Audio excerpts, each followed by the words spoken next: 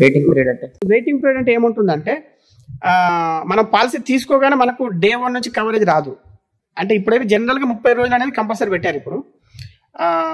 So అంటే ఇప్పుడు ఏమైందటండి, ఇప్పుడు ఒక వ్యక్తికి ఇప్పుడు ఒక మలేరియా జ్వరం వచ్చి మలేరియా కాకుండా ఏదో చిన్న సమ్ యాక్సిడెంట్ అయింది, బైక్ యాక్సిడెంట్ అయింది అనుకుందాం, చిన్న ఫ్రాక్చర్ అయింది అనుకుందాం, ఎవరికో మీ ఎంప్లాయీకి ఫ్రాక్చర్ అయినప్పుడు హాస్పిటల్కి వెళ్ళాడు.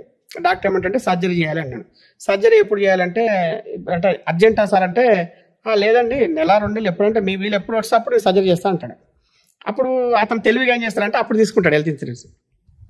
తెలివిగా తీసుకొనేసి నాకు తర్వాత నెల రోజుల తర్వాత వెళ్ళేసి అదే డాక్టర్ని ఇప్పుడే బైక్ మీద పడ్డట్టు అతను సృష్టించేసి ఇది చేసుకుంటాడు.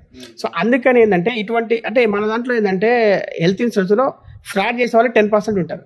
ఇప్పటికి కూడా ఎన్ని చెక్ లిస్టులు పెట్టినా గవర్నమెంట్ ఎంత పెట్టినా కూడా 10% ఫ్రాడ్స్టర్ ఉంటారు. అయినా కూడా వాటిని అవాయిడ్ చేయడానికి ఇటువంటి అనమాట. అందుకని ఇప్పుడు కొంతమంది డయాబెటీస్ ఉంటుంది, నాకు ఉందని చెప్పరు, కానీ డయాబెటీస్ వల్ల ఉన్న రోగాలు పెరగడము, ఇంకా వేరే కొత్త రోగాలు ఏమైనా వస్తే అవుట్ ఆఫ్ కంట్రోల్ పోవడము, ఇవన్నీ ఉంటాయి అనమాట. అంటే ఒక వ్యక్తి దెబ్బ తగిలింది అనుకోండి, మామూలు వ్యక్తికి ఏం కాదు, అదే డయాబెటీస్ ఉన్న పేషెంట్కి అది ఇన్ఫెక్షన్ అవుతుంది. సో అందుకని ముందున్న ఇవి కొంతమంది చెప్తారు, దానికోసం అని చెప్పేసి ఏంటంటే కొంత వెయిటింగ్ పీరియడ్ అనేది పెడతారు అనమాట.